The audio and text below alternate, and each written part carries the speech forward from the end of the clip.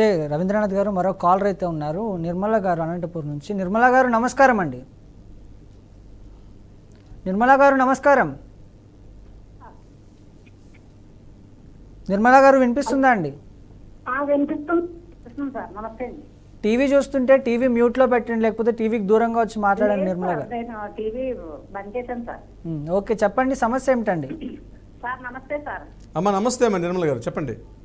498-494 case గత ముందుసారి నా వైపు కాకుండా వాళ్ళ వైపు వెళ్ళిపోయింది సార్. ఎవిడెన్స్ ఏమి చూపించుకోలేకపోయాను. అర్థం కాలేదమ్మా, కొద్దిగా క్లియర్ గా చెప్తారా? 498-494 సార్. ఆ కేసులోను నా వైపు రాలేదు సార్, కేసు వాళ్ళ వైపు కొట్టేశారు సార్. ఎవరు మీరు పెట్టారా? మీ మీద కేసు మీరు ఎవరి మీద పెట్టారు కేసు?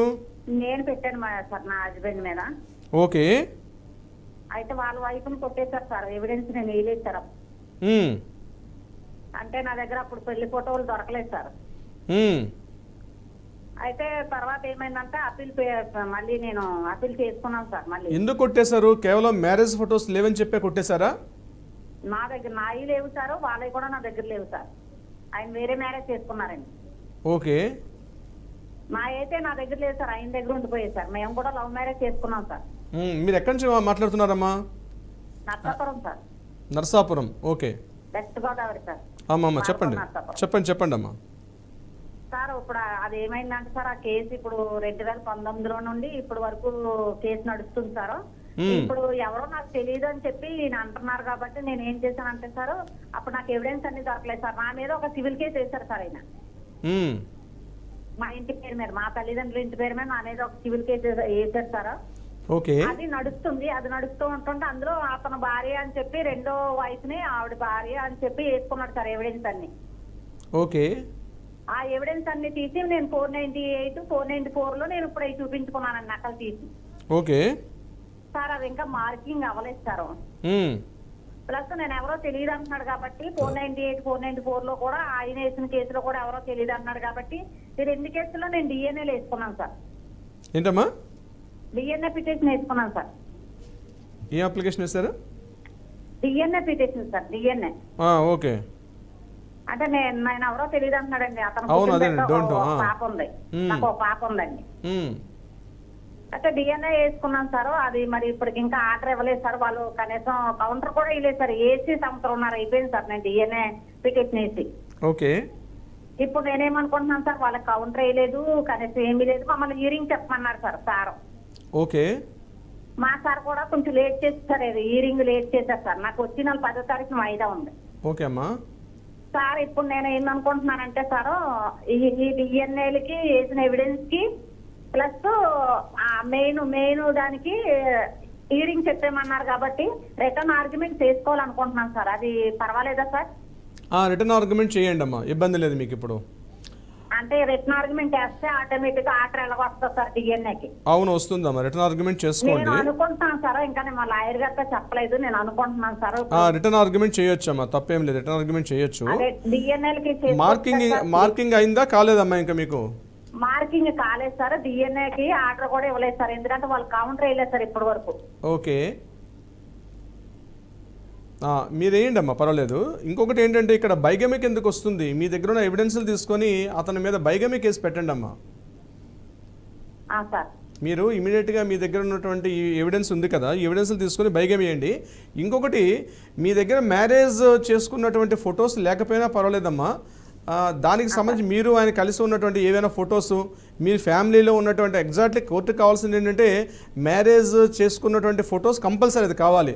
కొన్ని సందర్భాల్లో అటువంటి ఫొటోస్ లేనప్పుడు కూడా ఒక స్పెషల్ ఎఫిడవిట్ ఉంటుందమ్మా. ఆ ఎఫిడవిట్లో మీరు మీ హస్బెండ్ కలిసి ఉన్నటువంటి ఫొటోస్, మీ ఫ్యామిలీ మెంబర్స్ కలిసి ఉన్న ఫొటోస్ అవన్నీ మీరు యాడ్ చేస్తూ మీరు ఇమీడియట్గా ఆ కింద ఒక ఎఫిడవిట్ మీ అడ్వకేట్ గారికి చెప్తారు. ఆ అడ్వకేట్ గారితో ఒక ఎఫిడవిట్ రాసుకొని అది మీరు కోర్టులో ఫైల్ చేసినప్పుడు యాజ్ దానికి కూడా కన్సిడర్ చేస్తారమ్మా. దీనికి కూడా ఇంకొకటి, ఇప్పుడు మీరు దాన్ని ఇమీడియట్గా మీరు రేపు కౌంటర్ వేసుకోండి, మీకు పిటిషన్ దానికి మీరు తీసుకోండి అమ్మా, బాగానే ఉంటుంది.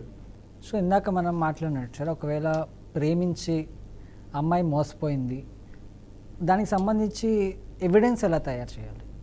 తప్పనిసరిగా ఇంతకుముందు ఏదో బ్లైండ్గా ప్రేమ గుడ్డిది, ప్రేమ కుంటిది, ప్రేమ మూగది, ప్రేమ వెరిది అన్నట్టు కాకుండా ప్రేమలో ఉన్నారు, ఏ క్షణం ఏమైనా జరగచ్చు. బీ అలర్ట్, ఎప్పుడూ సిద్ధంగా ఉండండి.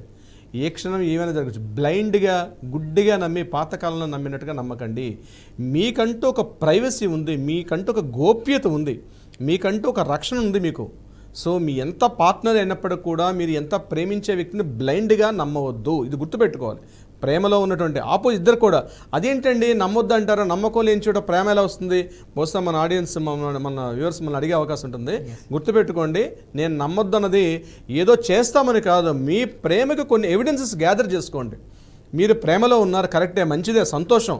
మీ ప్రేమ హ్యాపీగా ఉండాలని కోరుకుంటాం మేము కూడా, ఎటువంటి లీగల్ ఇష్యూస్ రాకుండా ఉండాలని కోరుకుంటాం. కానీ బీ అలర్ట్, ఏదో ఒక ఎవిడెన్సెస్ పెట్టుకోండి. మీరు మాట్లాడుతున్న వాట్సాప్ చాట్ కావచ్చు, సోషల్ మీడియా చాట్ కావచ్చు, లేకపోతే వీడియో కాల్స్, ఇవన్నీ కూడా సేవ్ చేసి పెట్టుకోండి. మీ వరకు మీరు సేవ్ చేసుకోండి. మీరు ఏదో అవతలని డ్యామేజ్ చేస్తారని కాదు, మీ దగ్గర ఉన్నటువంటి సంథింగ్ ఒక ఎవిడెన్సెస్ గ్యాదర్ చేసుకోవడం చాలా మంచిది. బ్రహ్మం గారు, అంటే కోర్టులో ఎలా ప్రూవ్ చేయాలి సార్ దీన్ని? డెఫినెట్గా ఇది మంచి క్వశ్చన్ అండి. కోర్టులో ప్రూవ్ చేయడం ఎలాగా? డిజిటల్ ఎవిడెన్స్ని కోర్టులో ప్రూవ్ చేయడం చాలా ఇంపార్టెంట్ అండి. చాలామంది ఏమని అనుకుంటారంటే, నా దగ్గర ఈ ఫోన్ ఉంది కాబట్టి ఈ ఫోన్లో ఉన్న డేటా నేను తీసుకొచ్చి చూపించేస్తే అయిపోతుంది. కుదరదండి. ఫోన్లో ఉన్న డేటా అంటే ఆ ఫోన్ మీదే అన్నటువంటి కన్ఫర్మేషన్ ఇవ్వాలి. ఆ ఫోన్కు ఉన్నటువంటి IMEI నెంబర్స్ ఏదైతే కోడ్ ఉంటాయో అవన్నీ కూడా మనం స్టోర్ చేసి పెట్టుకోవాలి. ఫైల్ సబ్మిట్ చేసేటప్పుడు అడ్వకేట్తో మాట్లాడేటప్పుడు అడ్వకేట్ గారు క్లియర్గా చెప్తారు డిజిటల్ ఎవిడెన్స్ ఎలా ఇవ్వాలి అన్న విషయం మీద. డిజిటల్ ఎవిడెన్స్ ఎలా ఇవ్వాలి అంటే, ఈ ఉన్నటువంటి దీన్ని ఒక ప్రింట్అవుట్స్ తీసుకొని దాన్ని జిరాక్స్లు తీసుకొని కోర్టులో డాక్యుమెంటేషన్ చూపించడం ఉండదు. దానికంటే ఒక ప్రొసీజరు ఫామ్ 66B అంటారు, ఆ 65B అంటారు. ఆ 65B సర్టిఫికేట్ అనేది డిజిటల్ ఎవిడెన్స్లో తప్పనిసరిగా మనం సబ్మిట్ చేయాలి. బ్రహ్మం గారు, అంటే రవీంద్రనాథ్ గారు ఈ మధ్యకాలంలో, అంటే ఈ మధ్యకాలం అనే కాదు, గతంలో నుంచి కూడా మనం చూస్తున్నాం, సోషల్ మీడియాలో ప్రేమలో పడుతుంటారు. ఫేస్బుక్ అని, ఇన్స్టాగ్రామ్ అని, రకరకాల వెబ్సైట్లు ఉంటాయి. ఇప్పుడు ఇంకా ఈ మధ్యకాలంలో డేటింగ్ యాప్స్ కూడా బాగా ఎక్కువయ్యాయి. అమ్మాయిలకు సంబంధించి, అబ్బాయిలకు సంబంధించి డేటింగ్ యాప్స్ కూడా ఎక్కువయ్యాయి. అంటే సోషల్ మీడియా మెయిన్గా మనం ముఖ్యంగా మాట్లాడుకుంటే, సోషల్ మీడియాలో త్రూ లవ్ అని చెప్పేసి, ప్రేమ అని చెప్పి, సో అలా కూడా మోసపోయిన వాళ్ళు చాలామంది ఉంటారు. సో న్యాయపరంగా వీళ్ళు ఏం చేయాలి సార్? సోషల్ మీడియాలో అది మ్యారేజ్ బ్యూరోస్లో వచ్చారా, లేకపోతే మీరు ఇప్పుడు అన్నట్టుగా డేటింగ్ యాప్స్లో, ఫస్ట్ గుర్తుపెట్టుకోండి, ఒకరి అభిరుచులు, ఒకరి ఇష్టాలు, ఒకరి అయిష్టాలు, ఒకరికి ఉన్నటువంటి టేస్ట్ అన్నీ మాట్లాడుకుంటారు. నేనేమంటానంటే, ఇటువంటి సోషల్ మీడియా వేదికగా మీకు పరిచయాలైనటువంటి ఒకరికొకరు ఇద్దరు కలిసి ప్రీ మ్యారిటల్ కౌన్సిలింగ్ ఉంటుందండి. మీరు లవ్ చేసుకోవడానికి ఎవరు అవసరం లేదు, మీ ఇద్దరు అంగీకారం సరిపోతుంది. కానీ మ్యారేజ్కి 2 కుటుంబాలు కలుస్తే అని అర్థం చేసుకోండి. కేవలం మీ ఇష్టాలు ఒకటే కాదు, పెళ్ళికి మాత్రం 2 కుటుంబాలు కావాలి. లవ్ చేసుకోవడానికి ప్రేమకు మాత్రం 2 వ్యక్తులు సరిపోతారు. సో మీరు పెళ్ళి అన్నటువంటి ఒక కుటుంబ వ్యవస్థలోకి వెళ్ళాలనుకుంటున్నారు కాబట్టి 2 కుటుంబాలు కలవాలి. మీ సర్కిల్ కూడా మీట్ అవ్వాలి. మీ ఇష్టాలు, మీ అభిరుచులు మీట్ అవ్వాలి. కేవలం మీ ఇద్దరు సరిపోతే కుదరదు. సోషల్ మీడియా వేదికగా కలిసేటప్పుడు నేను ఏమంటానంటే, ఒకరి గురించి ఒకరికి పెద్దగా అవగాహన ఉండదు. అందుకని కొంత పరిచయం అయిన తర్వాత రకరకాలు వచ్చాయి. మనం వీలైతే ఒక స్పెషల్ ఎపిసోడ్ చేద్దాం దీని మీద. ఎన్ని రకాల రిలేషన్స్ ఉంటాయి. ఇప్పుడు కొత్తగా మనకి ఏంటంటే, ఈ కొత్త న్యూ జనరేషన్స్కి వచ్చేసాయి మనకి ఇప్పుడు అన్నీ కూడా. అందుకని ఏమంటామంటే, డెఫినెట్గా మీరు ప్రీ మ్యారిటల్ కౌన్సిలింగ్ రండి. ప్రీ మ్యారిటల్ కౌన్సిలింగ్ చాలా మంచిది. అంటే ఒకరి ఇష్టాలు, అభిరుచులు తెలుసుకోండి. అంటే ఇప్పుడు ఆల్రెడీ సెలబ్రిటీస్లో ఈ ప్రీ మ్యారిటల్ కౌన్సిలింగ్స్ ఉన్నాయండి. అంటే ఏంటి, ప్రీ మ్యారిటల్ కౌన్సిలింగ్లో ఉంటే, సార్ విడిపోవడాలు ఉండవా? విడిపోవడాలు ఉండడం ఉండకపోవడం తర్వాత టైం నిర్ణయిస్తుంది. కానీ ఒకరి కేసులు ఇరికించుకోవడం, ఒకరిని ఒకరు ఆర్థికంగా మెంటల్ హెరాస్మెంట్ చేసుకుంటూ కేసులు వేసుకుంటూ ఆ ఇబ్బంది పడే వ్యవస్థ అయితే ఉండదు. ఒకరినొకరు ఇబ్బంది పడే వ్యవస్థ ఉండదు.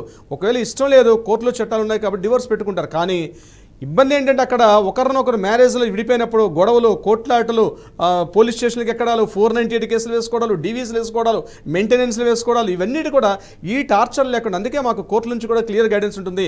ముఖ్యంగా ఫ్యామిలీ అడ్వకేట్స్గా మాకు ఉన్నటువంటి బాధ్యత కూడా ఉంది. మేమేమంటామంటే, మీరు పెళ్లి చేసుకునేటప్పుడు లక్షలు ఖర్చు పెట్టి మ్యారేజ్ ఖర్చులు, సంగీతులు, అదేవిధంగా ఎలా అయితే ఖర్చు పెడతారో before going to the marriage, before going to ఒక మ్యారిటల్ స్టేటస్లోకి మీరు వెళ్ళేటప్పుడు డెఫినెట్గా మా లాంటి అడ్వకేట్ని సంప్రదించండి.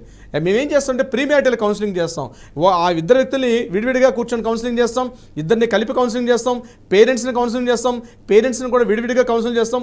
పూర్తిగా ట్రాన్స్పరెన్సీ చేసి ఎవరు ఏమనుకుంటున్నారు, ఎలా ఉంటారని చెప్పి మేము ఒక అగ్రిమెంట్ కూడా రాస్తాం.